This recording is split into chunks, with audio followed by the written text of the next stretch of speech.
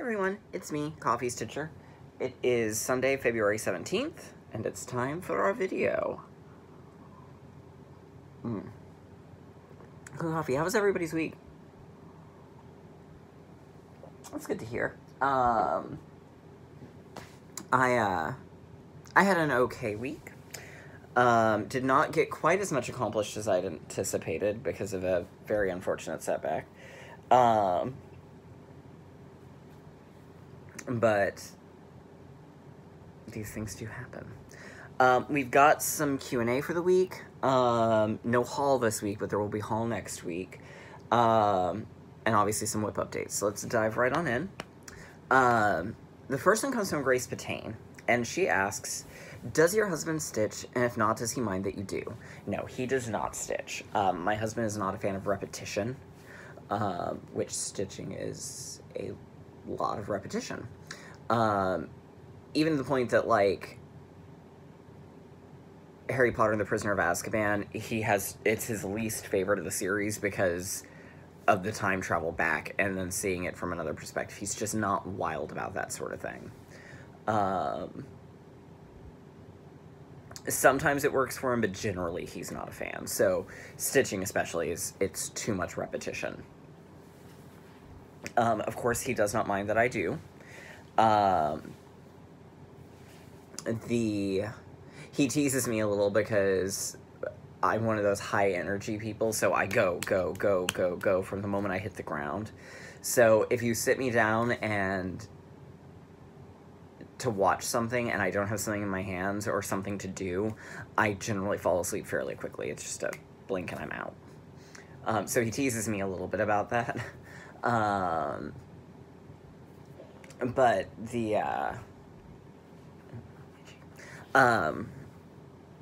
but no, he doesn't mind. And I've seen some recent threads where,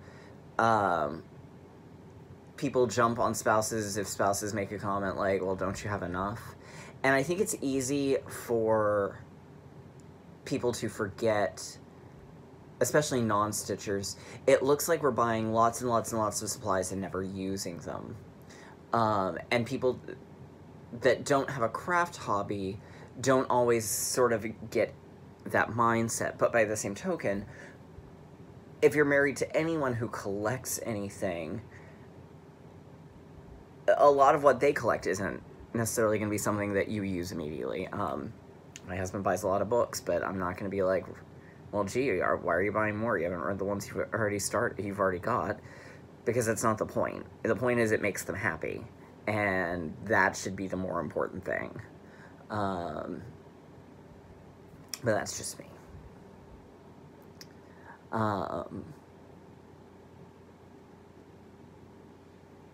Trisha would like to know about my shirt and where she can get her house. My shirt actually came from Box Lunch, the Hufflepuff one. And it's the Hufflepuff, I think it was just the house shirt. It's a long sleeve. There was a Quidditch jersey, but I didn't find it in time, and my size was out, and it looks like they're not going to have any more, unfortunately. Which makes me so sad, because I really wanted that one.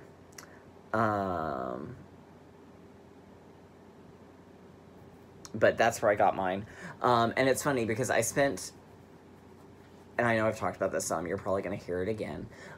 When the books came out, I was the same age as Harry. And I was this small, scrawny kid with glasses and messy hair that didn't do what it was supposed to do. And in fact, when Goblet of Fire came out, I looked shockingly like Mary Grandpre's illustration of Harry. If I can find a picture from that time period, I'll show you, because it's eerie. Enough so that people would stop me and ask. It was kind of crazy there for a little while.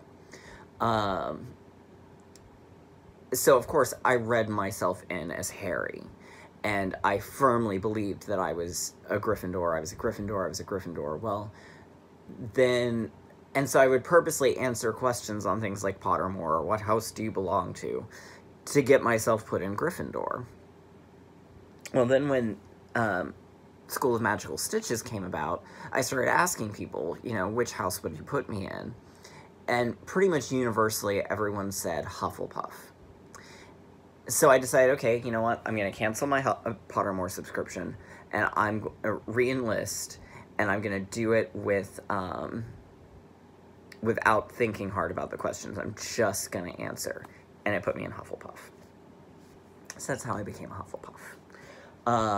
Unfortunately for me, as much as I do love being a Hufflepuff, two of my least favorite actors portray our most famous Hufflepuffs, and that makes me very sad. But The Rock is a Hufflepuff, so that kind of kicks their butts. So, there you go. Yeah. Alright, so the next question comes from Just Jules. Have I stitched anything by Paula Vaughn? No, I have not. None of her stuff really appeals to me. I've seen tons of her designs, and just, it's not my thing. I think that was a toy that just squeaked. At least I hope it was. Can I do a video about conversions?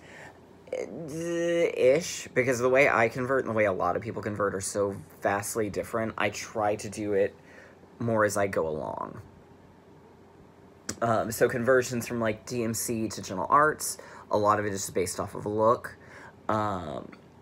Most of the time when I do a color swap, it's all I do is I take the 3 original colors and I find 3 colors that fit that same value scheme. So, and what do you film on? I film on my iPhone. Alright, Stitching in Sequence has a question. Why are you so fabulous? Well, as Carol Channing tells it, it's like that old joke about the hooker on Fifth Avenue when the gentleman asks, well, what are you doing here? And she goes, oh, just lucky, I guess. Just lucky, I guess. I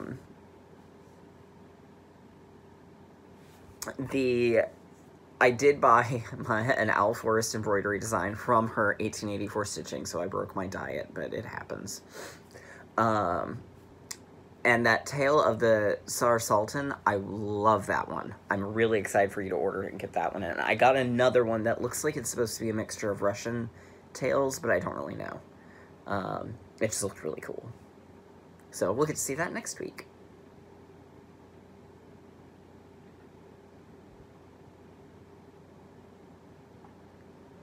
Alright, so, like I said, no haul for the week. So now we're going to dive into what we did work on. So, I worked on, and it took me 2 days of stitching. I didn't quite get her done last Sunday, but I worked on the fairy tale from the Cross Stitcher magazine and Shannon Christine Designs. And here's Snow White, and she's unfortunately not showing up terribly well here. There's a picture on Instagram that shows her much better, but the yellow is washing out real bad. She does not look quite so cartoony, I should say, in the skirt area. But here she is. So she was a lot of fun to work on. And I really love the dress in person. It is just fantastic. So I'm going to be very curious to see who the next one is. Alright. So I worked on her. Mirabilia Monday. This week I got this all filled in. So tomorrow we'll start working on this section. And my goal is going to be to fill in that entire section. So we'll see how successful I am. But we're getting closer on the dress. Yay! Alright. Now then, for the, let's see, then I also worked on my Sarah Davis with the Lisa Frank conversion that I'm doing. This is from Stitchy Box. So we're working on this row and this row here. So my goal, I should finish those up today. That shouldn't be any real trouble. And then I will be working on, I pulled out to replace Jeanette Douglas, the Cheshire Moon, because I saw, I think it's Christine Dorian, the one with the C. I think she's the one that's working on it. It's CMD on Instagram. She inspired me to bring mine back out. So did a little on that, but I'll be going back to working more. So I'm going to try and finish up the top part of the pattern this week. So I really love this. And I'm using a combination of Gentle Arts and Ship's Manor threads. So, and now for the sad part. I have to banish a project to the timeout pile.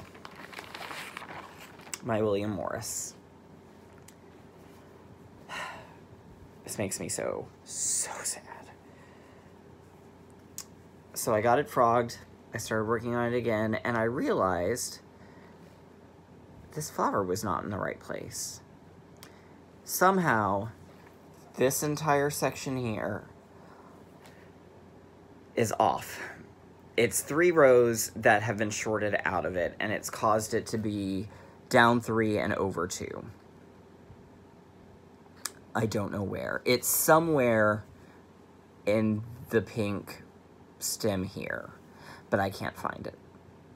I can't figure out what I did. It's too symmetrical of a pattern to fudge without figuring out what I did. Because if I could figure out what I did, then I would just pop over here, go ahead and do this little pink vine and call it done. But I can't figure out where I'm wrong.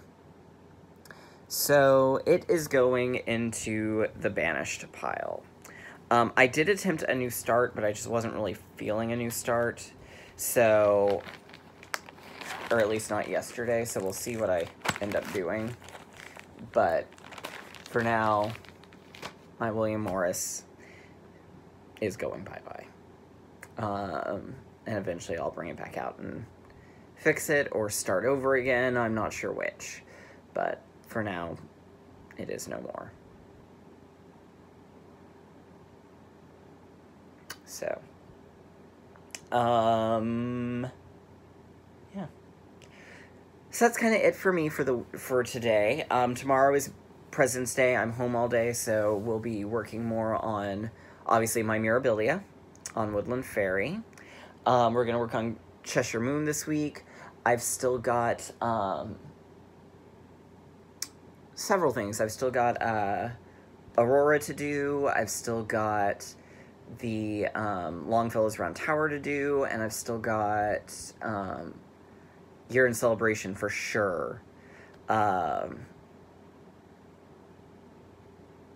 So we've got several things still to work on. I'm finalizing my revisions on Chamber of Secrets, so I can work on that, hopefully here shortly. Yeah. So, anyhow, that's kind of it for me for the week. I will see you all next week.